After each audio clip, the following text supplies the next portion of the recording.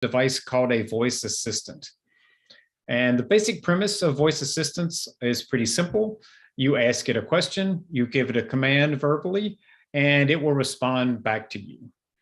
Alexa was unveiled to the world back in 2014, so she's been around for a while, and there are well over 100 million Alexa-enabled devices in use around the world. So let me differentiate between Alexa and Alexa-enabled devices. Alexa is actually software, is the best way to think about it. So Alexa is the software, and Alexa software runs in Amazon's data center, wherever that might be. There's several of them. So you have to have a device to talk to Alexa. So you have an Alexa-enabled device that gets you to the Alexa software, which is running somewhere else. Right? And there are other voice assistants that you may have used. If you're an Apple person, you have an iPhone, you probably know about Siri. Siri is a voice assistant, and also Google Assistant is Google's version of Alexa. They are very similar.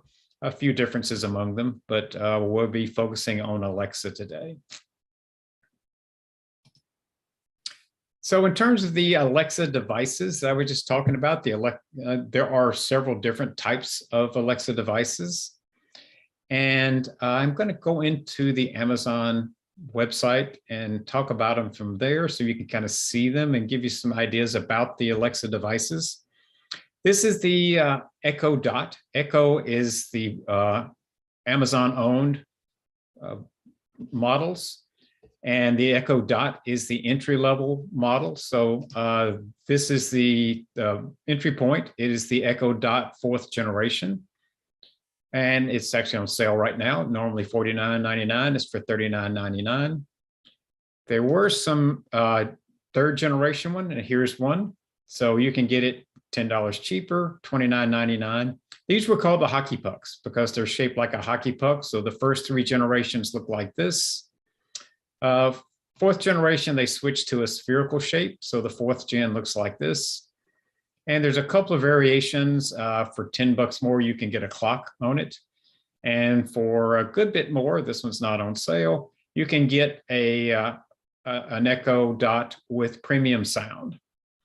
I actually have one of these. I've got 3 of these, and the sound on this one is noticeably better. So I think it's worth the extra if you're using Alexa to listen to music a lot, which we do.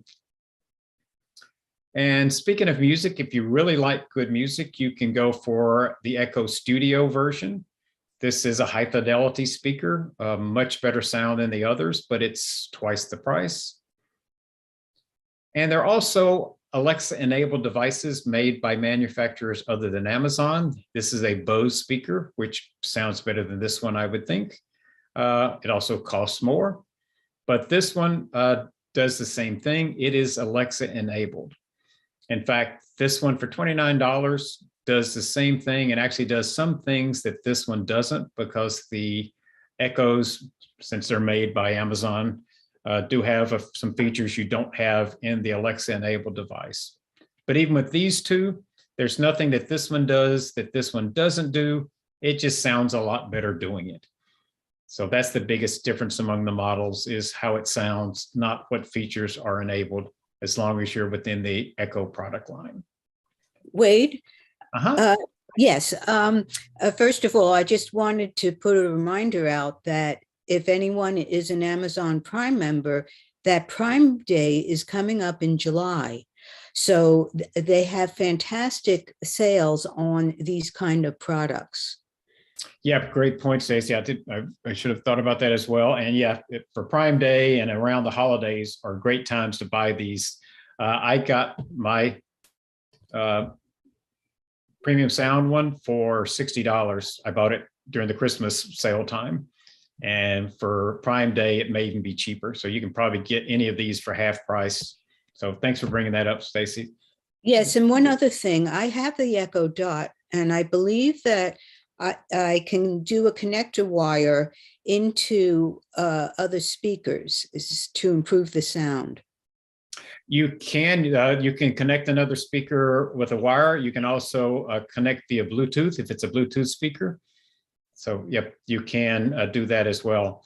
We have a battery operated Bluetooth speaker. And so when we're sitting out on the porch, we use that and connect it via Bluetooth to the Echo Dot that's sitting in the kitchen.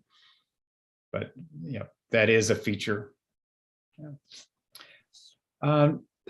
So this is the smart speaker. This is the original version of Alexa enabled devices.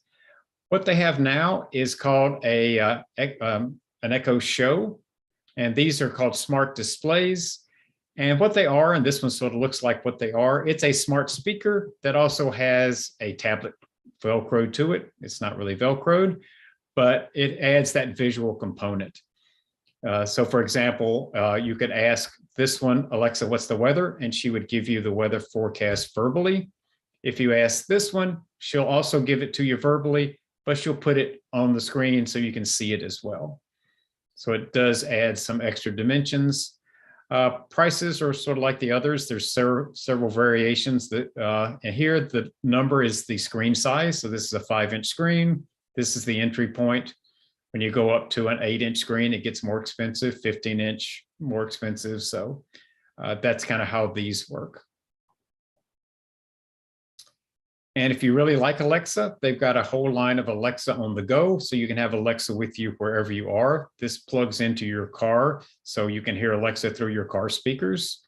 These are earbuds you can use. These just blow me away. There's a lot of different eyeglasses. And there's actually speakers and microphones attached to the eyeglasses. So you can talk to Alexa, listen to Alexa while you're walking down the street. Somebody might look at you very funny, but it works, etc. There's other things. There's watches, Alexa-enabled watches and headphones, and lots of ways to have Alexa with you all the time if that's what you want to do. Questions about the Alexa devices? Yes. I have a question. Right, I have a one of the first generations, the one that looks like a tower. It's like a long cylinder tower. And you just mentioned that I could pair it with, can I pair that with the speaker and have it outside? That's an older, I think the first ones. I think you probably can. I've got in fact, the one that's in my office here is a 2nd generation Echo Dot, and it has that ability. So that was, I think they called that the tower. I'm not sure what they called that one. They don't make that one anymore, but it has better sound than the Dot. But it probably does, if there's a jack in the back where you can plug in a speaker cable, you can connect it physically. But if you have a Bluetooth enabled device, then it's very likely you connect it via Bluetooth as well. So how would I actually do it with the Bluetooth? And I have to have the speaker outside. There's a couple of ways to do that. I can't really demo that in the class, but you can do it purely from the speaker, but you can also do it from the Alexa app, and we're going to go into the Alexa app later. Okay. What I can do is put a link in the email. It's probably the best thing to do with like step-by-step instructions on how to pair with another speaker. Thank you. So I will do that. So let me pick a note to myself to put the